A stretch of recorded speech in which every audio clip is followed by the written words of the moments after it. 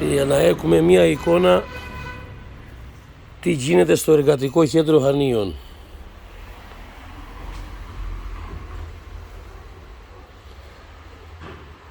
Αυτή είναι η πρώτη εικόνα.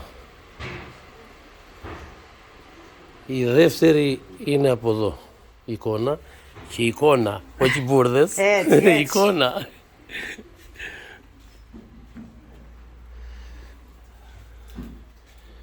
Μία κούραση αυτές οι μέρες από τα παιδιά εδώ πέρα έχουν τραβήξει, αλλά χαλάλι.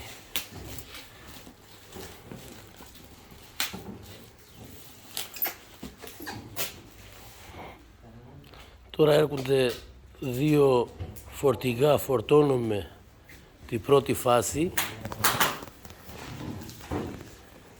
Έχουμε και πολλές κούτες, θα έχουμε βάλει στην άλλη μεριά.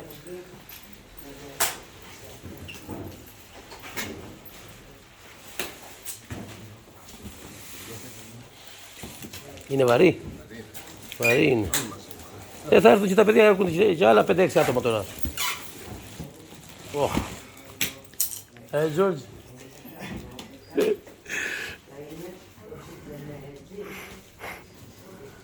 Ήταν το καταγράψει του σεισμικού εδώ. Είναι 4 σκηνές. Κάπου το έχουμε στην Ελλάδα.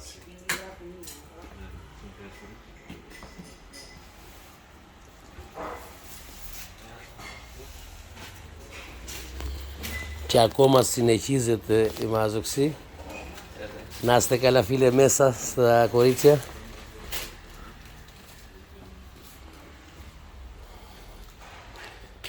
Δηλαδή μια τεράστια δουλειά. Να είναι καλά όλη η κοινωνία. Εδώ κρατάμε τα πάρκινγκ για να φορτώσουμε τα πράγματα. Φέρουν και άλλα. Βλέπεις, δεν σταματάμε.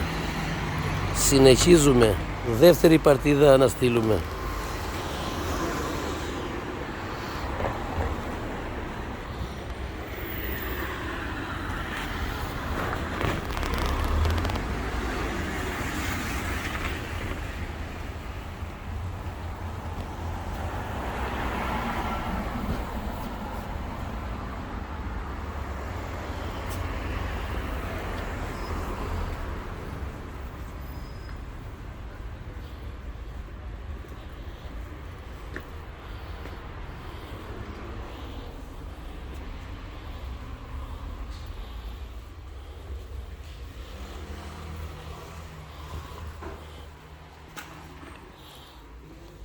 Άντε να ελευθερωθεί λίγο ο χώρος εδώ, γιατί θα φέρουν και άλλα παιδιά.